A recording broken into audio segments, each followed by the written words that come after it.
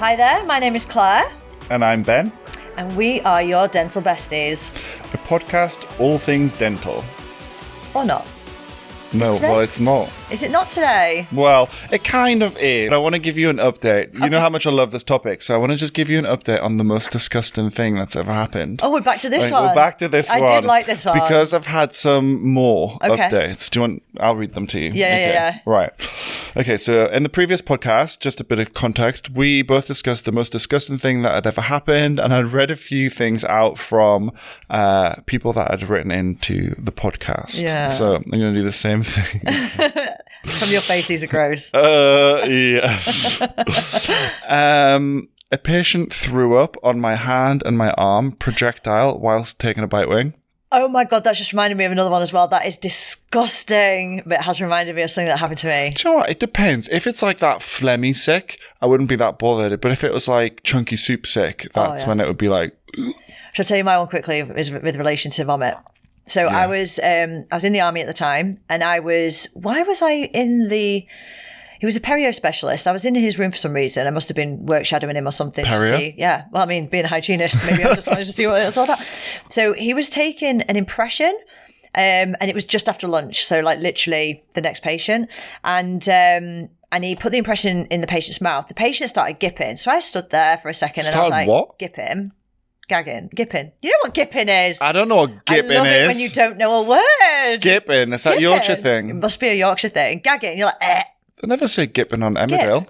Do you not know what gipping is? No. If someone gips, it's like that. Gagging? Retching. Retching, Okay, yeah. so he starts retching, and I'm thinking, this retching is not stopping. And then it got to a point where I actually, because I was stood in front of him, I could see that the sick was coming. The dentist was like, get the bin. I looked over at the bin, and it was one of those ones that had like all the holes, you know, like, No. you know, with like without a bin liner in A it. colander. Yeah, it's just like, yeah, basically. So I was like, I can't give you that. So I just got the patient's face and like angled it towards the spittoon. So he puked up in the spittoon, but the spittoon blocks. So now there's just all sick in the spittoon. And I can tell you now, the guy had leaks for dinner. It was like pure leaks. And then the spittoon filled up, and I don't know why I did it, but I pressed the water button, and then the sick then started rising, and now it's spilling over. So now there's sick just spilling over the spittoon with water. He's still got the impression in, sick all in his hands. Honestly, it was an absolute scene. How did you forget that for last episode? I don't know. Oh, you know what it's like under pressure. Your mind goes blind. Imagine you've just had your breakfast and you listen to this. Yeah, well, you're not eating leeks ever again. No, you're definitely not. Took me a while. Sorry, am I throwing you? No, I'm reading this. Oh. A patient collected a sample of his saliva in an old mouthwash bottle for me over 3 months. Are you actually joking? So he No. continually spat? I'm actually not. Spat into an old mouthwash bottle for 3 months to bring it in. Oh my God, what was he trying to achieve with that? I don't know. I mean, I need more these questions are... What these would you do? answers are, honestly, they are gold. What would I'm you reading through them do now. if someone did that? Get that out of my face, you disgusting person. What was he? I think I'd be like, what do you want me to do with this? Yeah. I don't 3-month-old know. spit. Yeah, just Was kind it of... full? I imagine after 3 months it Oh would have my been God. full Oh my of God. old saliva. Yeah, that's not pleasant at all. Awful lot of like exploding abscesses. Yeah. Loads of people having wheeze in the chair. Loads of sick, loads of pubic hair. So if you aren't a dental hygienist and therapist, or a dentist, or a dental nurse, and you listen to this podcast, you will now understand what we have to face most days. Have you ever found a pubic hair in someone's mouth? Yeah, all the time. I do it all the time. All the It's time. amazing how much pubic hair is. I know. And it's wedged in there. I was like, When it's under the gum. yeah. Like a little bit poking out and you think, And I you know what pull this it is. out. Or tomato seeds. I find them a lot. Blueberry seeds. Yeah. Blueberry seeds are Packed in. bad. Chia seeds, when they're super healthy. Bacon fat. Oh, no. No. Bacon fat stuck stuck interdentally, flapping around with the high volume suction whilst suffering from morning sickness. Oh, yeah. Calculus flying into ponytails. Oh my God, I'm going to stop. It's gross. Oh, God, no, yeah. I do love that one, though. I love a bit of, like, gross gunge and pus. Do you? Yeah. Isn't it funny? Because at the time, when you're super professional, because it's happening in front of you, I'm absolutely fine. But it's the thought of it, like, afterwards, I think. I don't enjoy for the patient, but I personally like pulling bits of chicken out of pockets. Do you know, it's like that fibrous, and it just keeps going and going. And then the gingiva starts to bleed. And then almost by the end of the appointment, you can see it's like... a massive cavity. You need like a jumbo black TP brush to get down there. But it's when you do that and you think, your gut's going, there is a cavity here, like subgingival cavity or something. Something going on. Yeah. When you're pulling like big bits of like fibrous chicken out, it's always something. So good. So satisfying. Oh. Okay, so we did promise that we're going to do Agony Aunt, Agony Uncle double today. A double. So, do you have an agony aunt and an agony uncle for me? I do. Shall I do mine first? Yeah, you do yours first. I'll do mine first. I have to get it off here, so I'm not being rude. Just flicking through Instagram. Just going to check my Instagram quickly, make sure I haven't got 10,000 more followers. Following on from the last episode, I've lost 4,000. Okay, so... they were wondering if they could get some advice. You've come to the right place. Yes, I'm listening. Agony aunt, agony uncle. I had an interview today for a hygiene role and given the position this evening on the same day. Red flag? I need more. Red Keep flag? going. Yep, okay. No red flags yet. They were asked to start the following week. Okay. They haven't signed anything. They've not agreed to anything. They've not been given a contract.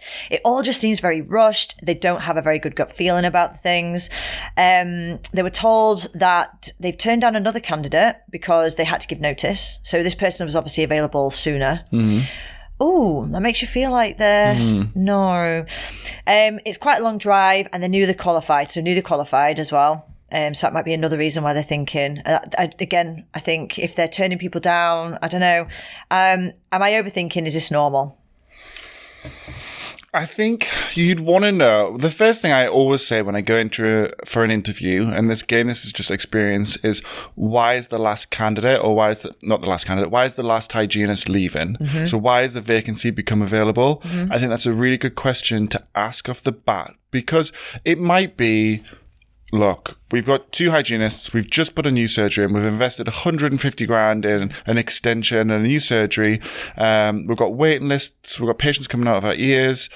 We need someone to start ASAP. Yeah. Maybe management isn't on the ball quite so much. Yeah. So we need someone to really start now. Yeah. If you've then got someone who has to give 3 months notice and you really can't wait, then it might be actually just want someone in quicker. Yeah. Yeah. However... and that's fine. Yeah, and that's fine. But that doesn't really happen that often. I think for me to be like, to take that position, I'd want to know where the last hygienist's gone. Yeah. And why is it so urgent that it has to happen soon? Yeah. Is it a case of, are you offering me a couple of weeks mentorship with the current hygienist because I'm newly qualified and you're going to let me see how things work, but you want that to happen soon so you can start seeing patients in a couple of weeks? Again, fine. Yeah, good almost. Are you trying to fill shoes that have bolted quick because of some toxic environment here, or the pressure that you're putting on me? It's a difficult one to answer without knowing that. I don't know if I'd raise my red flag, but I'd certainly have more questions. Yeah. But I think you've got a gut instinct, and I think if you aren't certain, my mum says, if in doubt, leave it out. Yeah. So if you're not 100% certain and it's not something that you think that you can develop or that you want to work on developing, then just walk away. And that's fine. You've had the interview experience. That's your kind of good thing that you've taken away from it. But you don't have to take the job because you feel obliged. Yeah. Also, the fact that they've told that person that they've already turned someone else down because of notice period makes me like... they need someone like soon. Actually, red flag. It sounds quite ruthless. Yes. Because if you are a business, when you are taking a new candidate on, you want the best that you can interview, but you also want to make sure that person's going to be good part of the team, that they're going to gel with everyone. And I think just turning someone down because they've got a 3 month notice period, which for hygiene is normal, isn't it? It's pretty normal. For like a self-employed hygienist, 3 months, you wind your book down, and then you certainly aren't getting to the end of the 3 months and going, oh my god, it's next week, they're leaving, I need to replace someone. Like, there's something happened there. There's something, like the other hygienist, it sounds to me like they've scarpered. Is it on their terms, as in like, I can't work here, I'm leaving? You've broken your side of the contract, or I haven't had a contract. Have they been dismissed? Is it a case of you're not doing what I want you to do, so I'm going to dismiss you? I mean, and that might be that the practice were right to do that, but it also might be that they weren't right to do that. So again, you really want to know more. And I think being newly qualified as well, being thrown into a situation potentially where there's no other person working there, in a situation. You definitely need a mentor. I think when you go into a practice, I say we definitely need a mentor, and then I'm like, did I have a mentor? I had a very supportive boss, which I think is really helpful. And I think something that we've tried to adopt is whenever we take a new hygienist on, they shadow. Yes. So they'll shadow us for a bit, whether it's a week, whether it's a couple of weeks. It might be kind of half the week they nurse for us, and it might be the other half of the week we nurse for them, and then the week after they're aware of kind of how decon works, and because we all chip in, we all help each other out. Like, it's not just like I'm never going to do my instruments because that's what the nurses do. And if we've got a gap, then we'll do it. There's always times where you run over and you're like, you go get your dinner. I'll do the instruments, and then you come back a bit earlier, and then I'll go, and it works. It's a team. And I think it's really difficult when someone is newly qualified to go into a situation where they're the only hygienist there, because one thing is learning how to do the job at university, and then getting out into the real world, it's like, whoa, okay. If you've got a fantastically supported practice who are doing things really well with long periods of time to do the treatments and stuff, fantastic. Like, stay there. But that doesn't always happen. And I think maybe if you've got like a gut instinct already, and then you're going to be the only hygienist, there's potentially something toxic's happened with the previous hygienist, be it on either side, I don't know. I feel like there's a few amber flags. Oh, an amber flag. I like an amber flag. You're right. I think you definitely need again, I just keep chucking this word in, but mentor. You need someone that you can go to at lunchtime and be like, look, I've got a patient. How would you manage it in the appointments that we have? Or even to back you up, like, we could really do with some hand scalers, or we could do with a new unit or whatever. Like, as a collective team, we, like me and you, are quite keen on like policy and process and making sure that everything's streamlined. You can do it yourself, but it's a lot more pleasant if you do it as a team, like what will work, what doesn't work. And again, from the social side of it, like a lot of hygienists work 1-2 days a week. And we've done courses where all the hygienists come together and they're introducing themselves, and they've worked there for like 4 years. They just don't see each other. Never see each other. It's a weird profession like that. It's not like a dentist who's most of the time in one place. We travel around quite a bit. And just being like, I saw this patient, I'm not sure about this, can you just look when they're next in to see you? Hey, I've been qualified 15 years. And we have a WhatsApp group. Well, this is why we're doing the podcast. Because we WhatsApp all the time as in our little group, and we voice note all the time, just checking in all constantly, because you want reassurance, don't you? Especially because you've got people. I mean, let's face it, patients are looking these days into litigation is a thing, isn't it? So it's something we always worry about, and so I'm always like, I just want to make sure. I just want to run something by you. I disagree with that. I don't think patients are looking. Or do you think people are seeking? No, I think they're marketed to very well. That's what I'm... In terms of, I don't think they're actively going out. Well, some probably will, as a generalization. But I don't think the patients themselves, a lot of the time, have treatment and then think, I'm going to get all my money back and ruin your career and get you struck off.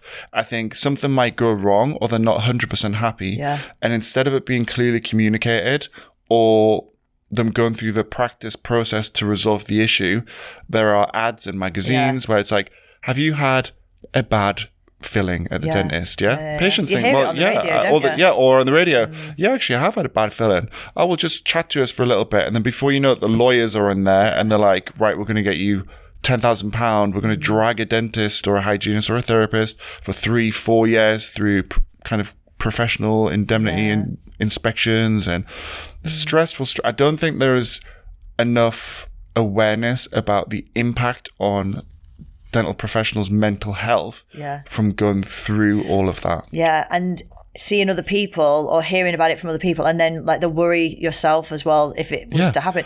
And I think because that's always on the back of everyone's mind when I'm going to be open and honest and say, if I hear the word GDC, I'm like, oh, you know, if you get an email and your it's heart just stops, like an update, doesn't it? And you're like, why is the GDC emailing me? And it's like, oh, it's just their annual update. Even registration, like we have to register every year. Even taking those boxes, I check it about 10 times before August. Yeah. Because I'm like, is it done? Have I done it? Has the money come out? Is it there? Have I done it? Have I got my certificate? Did you see what happened to me this Yeah. year? Oh my God. So just to let everyone know what happened to me this year. So obviously we do our declaration. Yeah. Did it all. And I was happy with that. I get a text message at like 6:00 in the evening on the day it's meant to be done. So this is the 31st of July.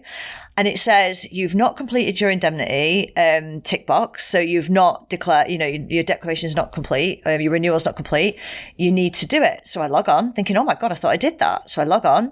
There is nothing to tick. I search every corner of that website, the EDDC, to see where I need to tick. At this point, I still was 99% sure I did it because I can remember doing it. I can remember seeing, and I usually take a screenshot to be like, done. It's done. Right. Yeah. I didn't do it this time. Do you know who came to my rescue actually? Kat Edney. Big up Kat. Yeah, big up Kat Edney. She texted me and she went, let me look on your EDDC and let me just make sure and we'll go through it together. And we went through and she went, Claire, there is nothing on there that says to me you haven't done it. If this was me, if I was you right now, I would be happy I'd done it. Oh my God, how amazing is that? And do you know what? I actually had someone else send me a message saying, oh my God, I got the same message. And because it was 6:00, the GDC hotline closed at 5. So I couldn't even ring anyone to find out. So I'm like, I've sent just the message after the close. Yeah. So I was like, I have to now wait until tomorrow to see whether I'm on that register or not. No, anyway, I was so stressful. But yeah, but the thing is like that, the GDC stresses us out, doesn't it?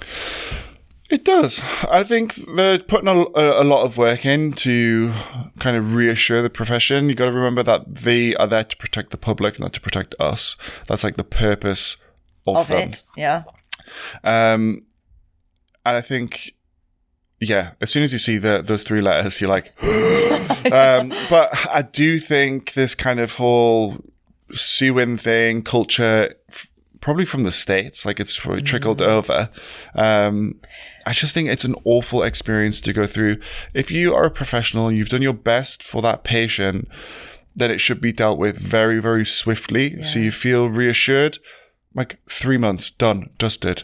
But to have it dragged out and investigated for maybe years, 2-3 years, imagine having that over your shoulders and you've got a family, you've got a mortgage, you're not sure what's going to happen to your career that you've invested so much time and life into. I just think it's really, really hard. Nobody intentionally, and I think this is probably a good takeaway thing to take from what we've just been talking about there, is like nobody is intending to do anything wrong, and so we shouldn't worry. Really, because we're not intending to do anything wrong. And as long as you're sort of crossing all your T's and dotting all your I's. You do your job to the best of your ability. Yeah, yeah. And that's why not going to red flag practices. And if your gut says it's red flag, just to loop that back round. Because how we go off on tangents, but to loop it back round, if a practice is giving you the red flag, it's not worth your registration to potentially cut corners and do things. It's just not good for your mental health to feel like you're not doing things the right way. And sometimes practices are trying to get you to work in a way that you might feel like you have to cut some corners. And if you don't cut the corners, you're running over, So I feel like if you're feeling red flags before you've even said yes to taking the job. Yeah. Trust your gut. Trust your gut. Trust your gut. Trust your gut. So that's that one done. So doable on. Doable. So I was thinking, do I do this as like what someone sent in? But it's been mentioned a few times, so I might just do it as like a generic for you. Okay.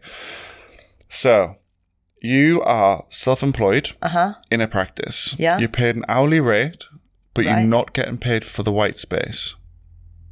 How do you feel about this? I feel like I should be getting paid for the white space if I'm on an hourly rate. So how would that work? That's very, very confusing. Well, yeah. So there's a lot of self-employed hygienists who are self-employed, but they're on a set hourly rate. Yeah?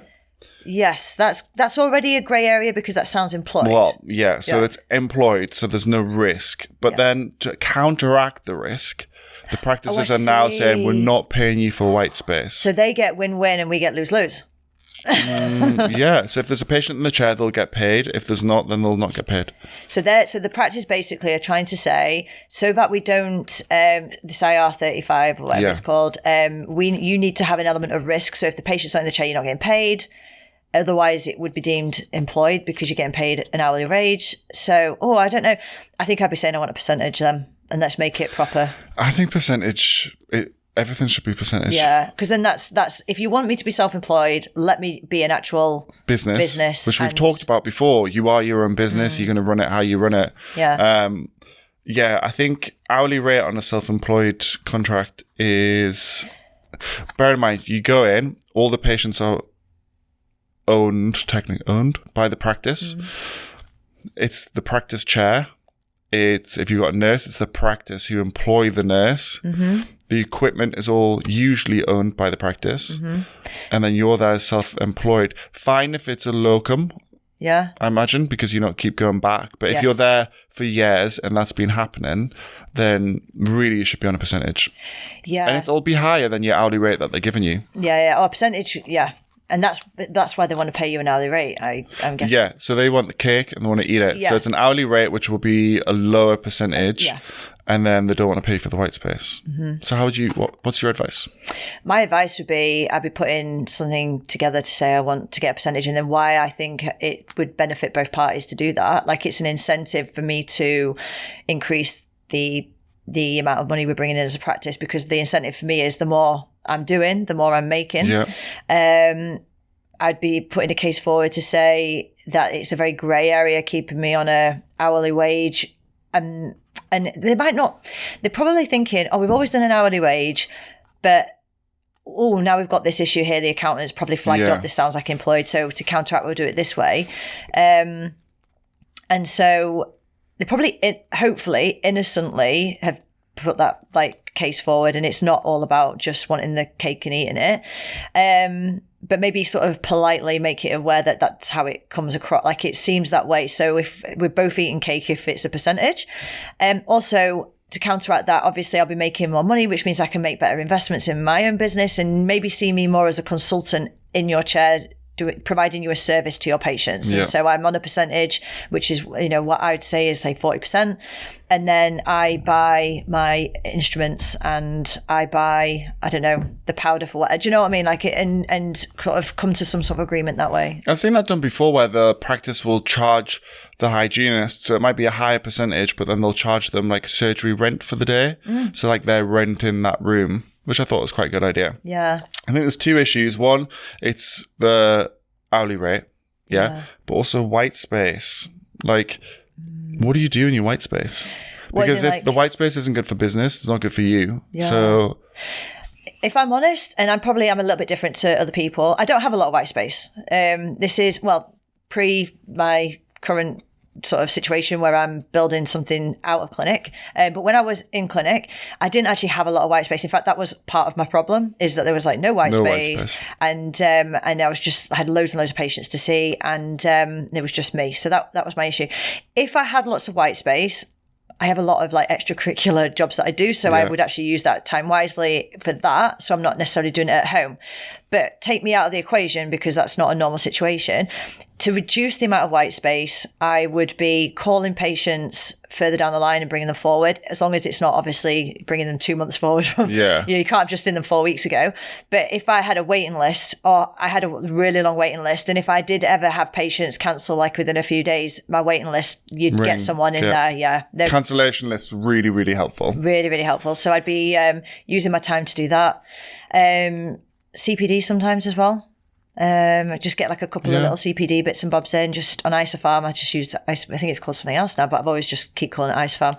And so yeah, I'd be trying to, if it was enough notice to get someone in, I'd be calling patients and bringing them forward. And then you've got then a space to put like a direct access patient in if it's like next week. Yeah. And then that white space got I see a lot of people condensing the days.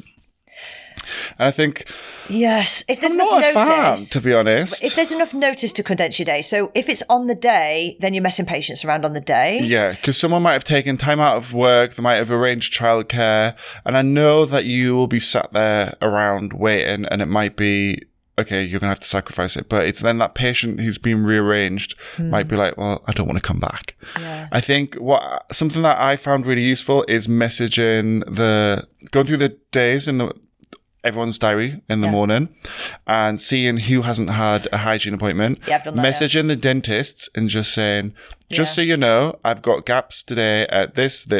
I've noticed that the following patients haven't seen a hygienist for X amount of time. Can you refer over if needed? I used to actually, you know how I was always on Dentally, you can actually like block out that time. Yeah. And if I was like, oh, that patient, say for example, the patient was called Jessica. Jessica's in with Dr. So-and-so. She hasn't been, she was due to see me like in 2 weeks' time, or she was due a month ago, whatever. So you're looking to see, it's around about now she's due. So I would actually block it out and put reserved for Jessica. And then I would send a message and say, oh, I've reserved that appointment for Jessica. And then the dentist would be like, oh, we've reserved you an appointment today because we noticed that you were overdue. Yeah, and then the dentist would be like, well, actually looking at this, you probably could, you know, it's worth seeing Claire today. She's got this space. She's reserved it for you, knowing that you were coming in. Makes Jessica think, oh, they're thinking ahead and they know that I'm coming in. I just forgot to book my appointment. Yeah, and she's looking forward to seeing me because she's actually like, oh, get Jessica, doing it in such a way that it's not like, oh, we really want to fill this space because, you know. I don't like it when they're like, we've got a gap right now. Yeah. I'm like, okay, that's terrible. Yeah. Because then it just looks like I'm sat doing nothing. But I like that. I've reserved the space for you today. Yeah. And then as well, like if Jessica goes down to the front desk and you can't see me until December 2025, no, I'll take that one this afternoon. Yeah. So having that little bit of urgency, be like the next one available might be a bit further. And I think that's why booking in your chair there and then. Yeah. It takes two minutes, if that. Mm-hmm. And then you can play around with your diary, actually. You can be like, actually, I can get you in here, or might make it a little bit longer, go slightly into my lunch. Yeah, because I'm okay with going slightly into my lunch, actually. Yeah, so am I. And I'm okay with reducing Beryl's appointment by 5 minutes because I know Beryl's like BP 0 and absolutely excellent with oral hygiene. Yeah. What I don't like is when someone else takes that. No, because then it just goes all because they don't know that, and they're crammed in. That rarely happens. They don't know but what Beryl's OH is like. I know what Beryl's, because I can look and go, I can do that there. But when someone else takes the initiative to do it for me, I'm like, how dare you? Like, that's my lunchtime. That's mine. I very rarely had a lunchtime because I would happily work through it all the time because I just wanted to see my patients. I mean, that's wrong because you need to have a break, and I don't advocate that, but that's just how I am. But if someone else takes my lunchtime, I'm like, no, you don't, no one else dictates that. I dictate that. Like, I'm happy to do it, but that's my time. I made that decision. And also I hated it when people shortened appointments so I could just squeeze in someone else in because they don't know what the situation is, and 9 times out of 10 they've squeezed someone who needed that 45 minutes, or they also needed that person is the one that comes in 10 minutes late. And so then they've got 5 minutes left and they're like, well, my appointment's 45 minutes. And you're like, well, actually it's been reduced to 20. So and then, but then you've got to still give them what they need. Yeah, it's just stressful. I know Beryl always comes 20 minutes early to her appointment and she's absolutely excellent. And she's got 30 minutes, but doesn't. So I can be in control of knowing that information. But yeah, so that's what's really good about, just to round that back off, like booking your own appointments, is that you're in control of that. And sort of, I think that actually is a really, really good little tip. That's a really great tip. I like it. Well, that concludes our double episode of Agony Aunt and Agony Uncle. I think we could do these all day. Yes, I think I could do these all day. I really enjoy. Yeah. If you've got any questions, any queries, any concerns, anything that you want to speak to us about, then just drop us a message on our Instagram. Like, share, comment. Yeah. If you... And we're on YouTube. Oh, and we're on YouTube, so go on there, subscribe. And yeah, we look forward to seeing you on the next episode. Bye. Bye.